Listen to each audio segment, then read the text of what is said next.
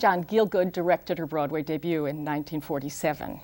She shared stages with such long-ago legends as Judith Anderson and Katharine Cornell. She even wrote her memoirs 25 years ago. And yet, it's hard to imagine a more modern, a more daring actress in the theater today. Welcome to Women in Theater. I'm Linda Weiner, theater critic and arts columnist of Newsday.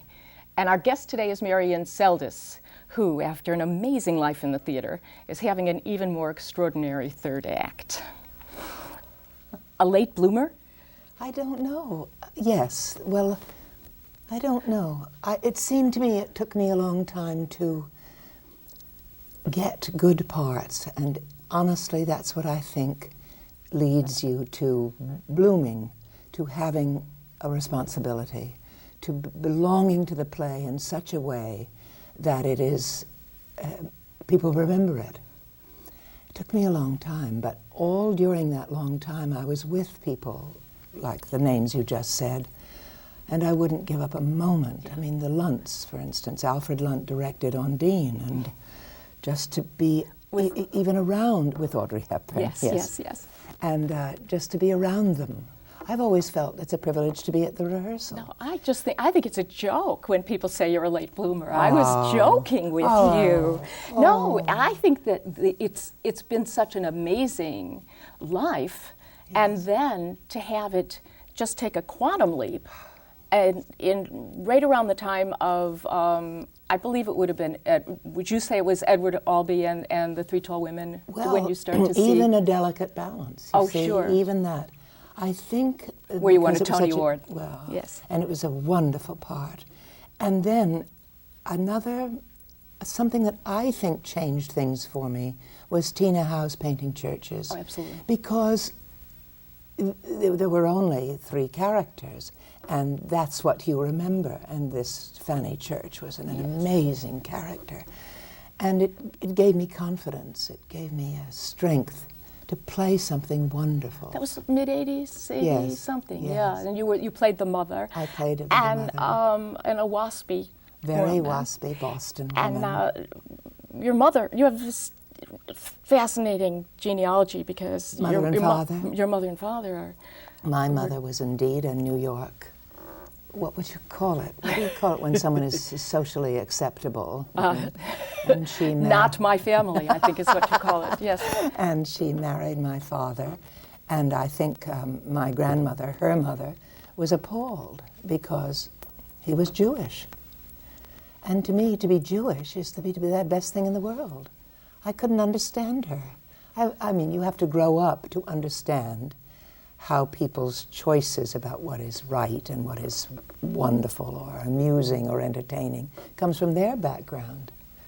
But in the end, everyone in the family loved my father more than anyone else. But you had this gorgeous childhood and upbringing. Heavenly. It sounds absolutely utopian that It was. the Upper East Side, Dalton School, played an angel at 7. You know everything. Well, you use such a wonderful word, utopian. My father grew up on a utopian community that his father created. In New Jersey, yes? Yes, in New Jersey, in Alliance, New Jersey. And I've always thought that the theater can be a kind of utopia. You can't change the world, you can't change everyone, but if you can make the project, help make the project that you are working on in the theater into something strong and good, where everyone is able to be his or herself all the time, freely and honestly, then you live a great life, and that's the life I've had. Now, your memoirs were, the subtitle is A Theater Life. A Theater Life. And this was 25 years ago. Yes, more, I think. Did you have any, I mean, are you going to do chapter 2? Are you going to do a sequel? Because I'd like to. Yeah. I'd like to. What was interesting about writing about my life and myself was that I thought, as I'm expressing now, how wonderful everything was. And as I began to write the truth, I saw how hungry I was. Not ambitious, but it just was so important to me to give the theater what it was giving to me. And I remember one time in my 40s, I thought, why doesn't it happen? I'm not talking about fame or success. I'm talking about what has happened. A wonderful place to be and to give and teaching was part of that too, teaching at Juilliard. I've been so lucky. Lucky isn't a big enough word. Fortunate, I think, is a better word. Your childhood being at the Upper East Side and then having literary salons in your home. Your father was... My father was Gilbert Seldes, and he was an editor of the Dial, and he wrote The Seven Lively Arts. And he told me, he said, when you think of your career, you'll think of the people that you have worked with and known. And if I say to you in a sort of casual way that my father knew Picasso and James Joyce and E.E. Cummings, and Alan Tate, and I don't know who else, you think, well, come on, but it's true.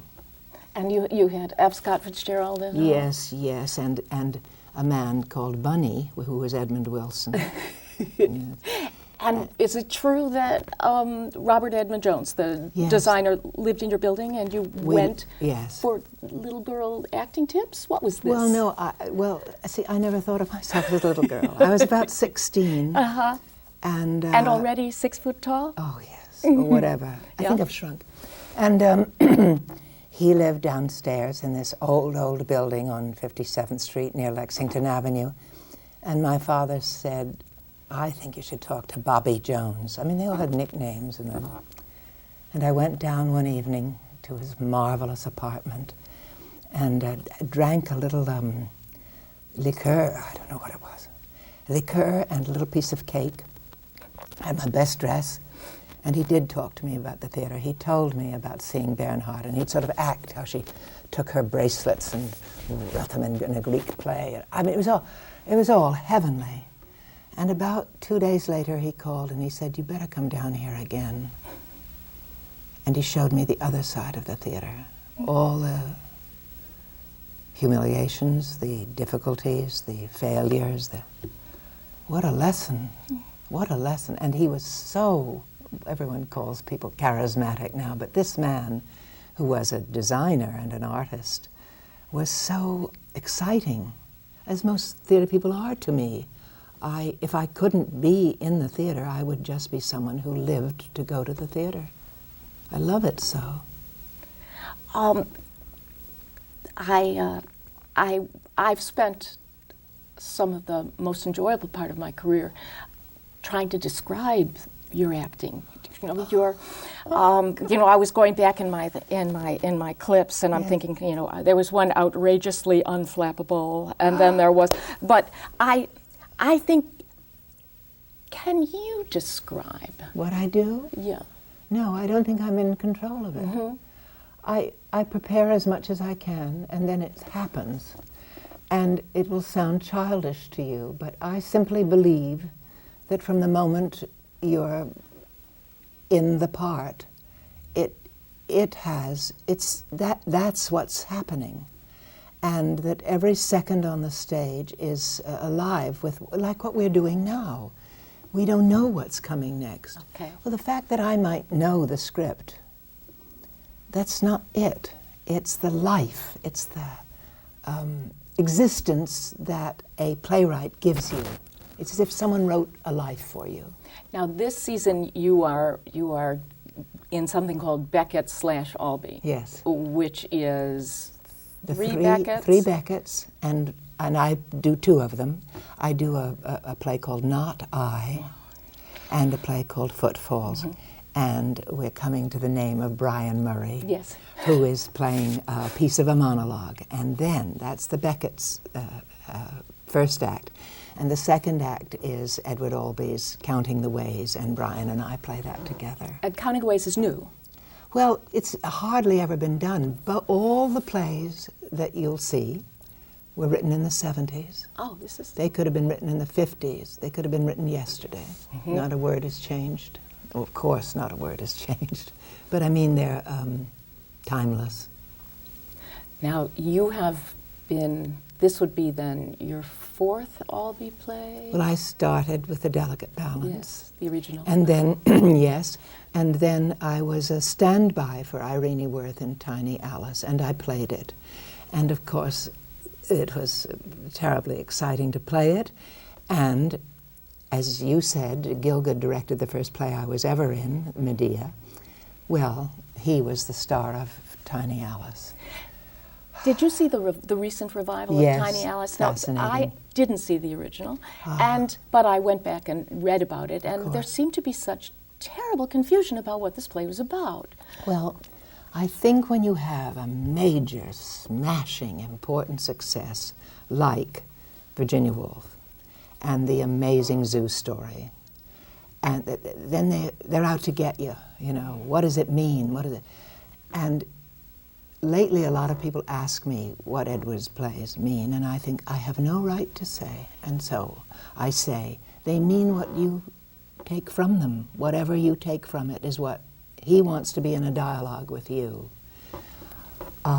Tiny Alice, well, it sounds funny, but every play I've done, I've understood.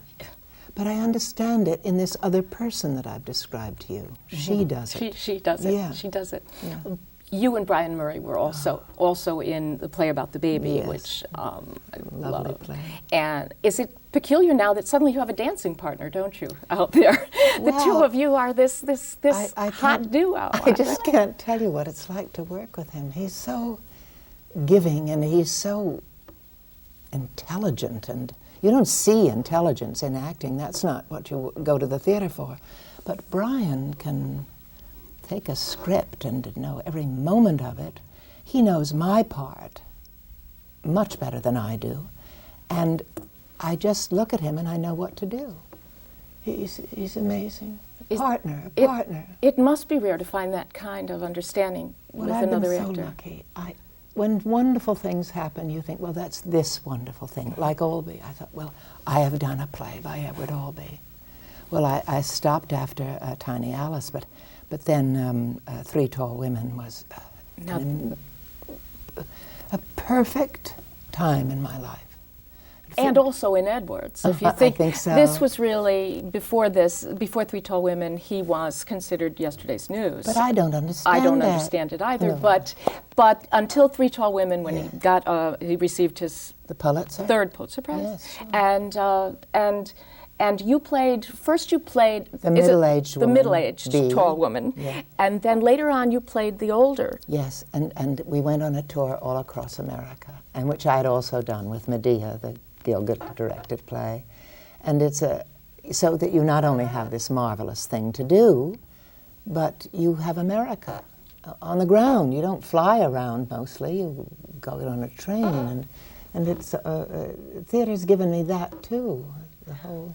There was something that you said while you were playing the older woman, and I read that you said that before you go on, you sit very still and think brittle thoughts. I love that. What do you mean, brittle thoughts? Brittle? Brittle thoughts. That's wonderful. Well, she's 91 years old, and she's in an odd way calcified. She is what she is, and she says things that are shocking. I mean, if I said them to you here, we'd lose the audience. But no. And she's, or get them. Oh, maybe get them. Right. And she's so what she is. And yes, she's in her 90s, but she's strong. And you don't know what's going to happen in the play. You don't know. Some terrible thing might happen to her. And then here are the other parts of her life enacted by the other characters. And she is holding on. She's holding on to life. Well, if you have that to do in a part, just knowing that, and living it, and remembering it, and loving it, and hating it, it's all there. It's all there. It's a good word. Yes, it is, brittle thoughts. I didn't realize until recently that you studied with Martha Graham, that you wanted to be a dancer, because so much of your acting, your presence, is so physical. Yes. You wanted to be a modern dancer? First, I wanted to be a ballet dancer. Yeah. And I luckily told myself, it's not going to happen. It's not going to happen. I don't regret a minute in a dance studio to be. And then when I went to the neighborhood playhouse, the acting school, marvelous school, where Sanford Meisner was my teacher, there was Martha Graham. And I'd been to see her many times, and I thought she was a brilliant, brilliant artist. And she was my teacher.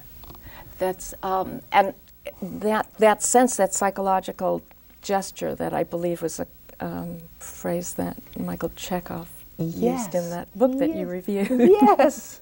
But that psychological gesture, which I believe in, if I can replay in my mind so many of your performances, Absolutely. It seems that so much of what you do is rooted in the physicality of that character. Absolutely, as is everyone's.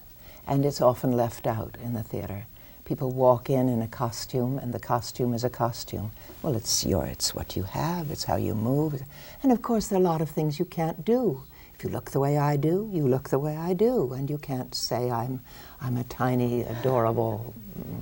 But the use of the body and what the body says about the person, even if it says nothing. One of the plays I'm doing now, not I have no body. It's just your mouth. No, capital B, body. And it's just her mouth. Yeah. Well, there's no. But then in Footfalls, it's all her body. It's all her body. It's aching life to pace up and down, and I don't know what she wants most, a release or to keep pacing up and down. I don't know. I rely a lot on a director to tell me if it's more than it should be. But I honestly feel that an actor should be fully, absolutely, your feet, your fingers, everything. It isn't just coming on and saying words. It's becoming something. Were you always so funny? A lot of people thought not. I think I was a so serious young actress and so on. And when I'd make people laugh, they'd be very startled. I think, yes, I think I've always looked for the comedy. I remember when I was very young I'd read it many times, but seeing Hamlet for the first time and hearing myself laugh. Well, it's full of jokes. I didn't know that. Everything is full of jokes. Judith Anderson used to get laughs in Medea, and it was a devastating performance, this murderess. I didn't think she was a murderess. I thought she was a mother who'd been treated wrongly. But what I mean is you have to love everything about the character you're doing, or accept everything about the character you're doing.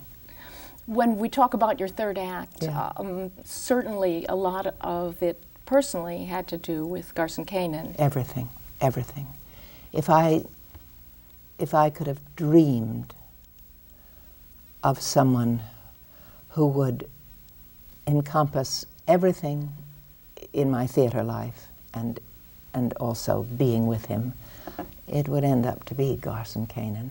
And there's someone who's so funny and witty, and when I first knew him, when I was in his play, A Gift of Time, I thought, what will I ever say to him if he walks over here?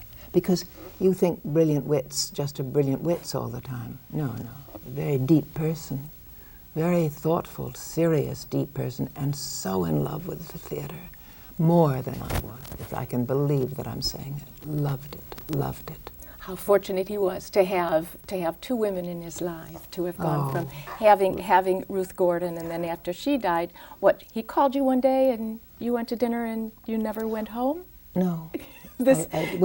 He was in a bad state, a very bad state. And I thought, I can't leave him here. I can't leave him in this apartment. I knew in the morning some people would come that would... it sounded so romantic when you said it. Yeah. Oh, but it is romantic because think of not even considering. I mean, I just stayed there, and I stayed there the rest of his life. Just wonderful, wonderful. And I think that having, how to say this, but knowing Ruth and loving her and adoring her acting, which was, I mean, you couldn't find two more different actresses, could you? But the idea that he would have a judgment of me on any level near Ruth, I first thought he was joking. I mean, I couldn't believe it, that he would... I read an interview with you shortly towards the end of his life. He died in '99. And you said that you knew that he was getting older, and so you'd begun writing things down that he said so you wouldn't forget them.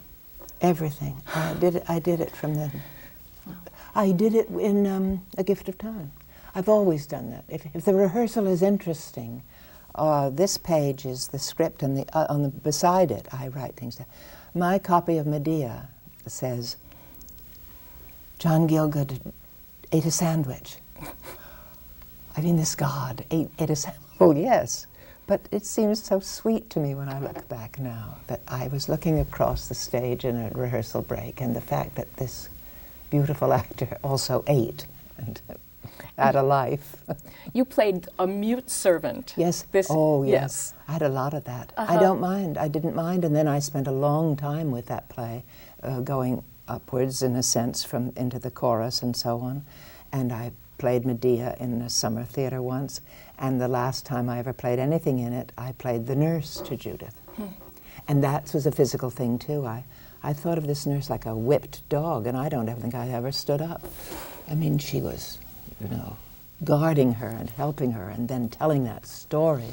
It's a great, great part. Wonderful thing to do. And the last time I saw Medea, I guess, was with Zoe Caldwell's wonderful Medea and Judith as the nurse. Funny.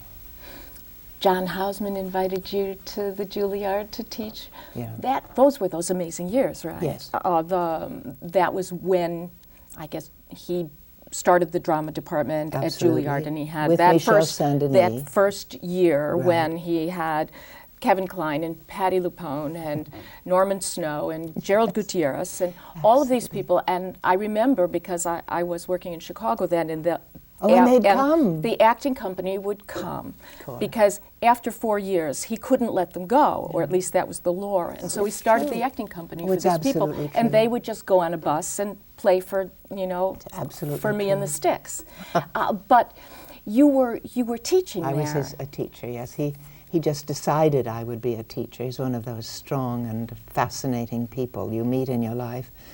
And I'm really grateful to him because I loved it. I loved it. And when Garson and I would go to plays, he would say, well, who is it? Meaning, as I was looking at the playbill, who was on the stage that I had something to do with? And I was so proud.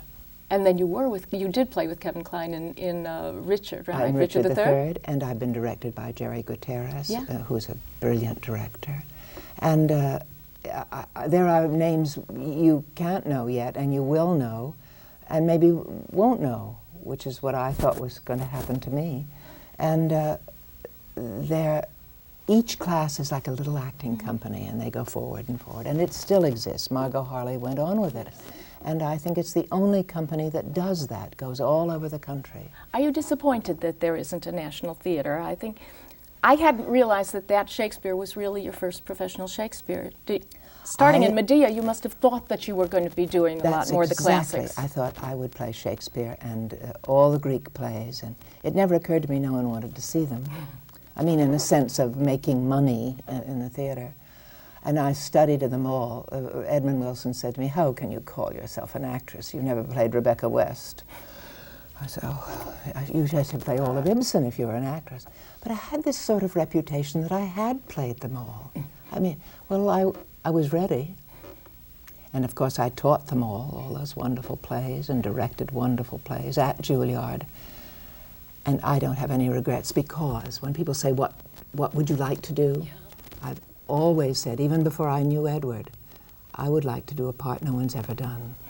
And it happened. And when you go to the theater, what do you seek out? The whole thing. Do you see everything? Everything. Everything I can. The only difficulty about being in a play is you don't see other plays.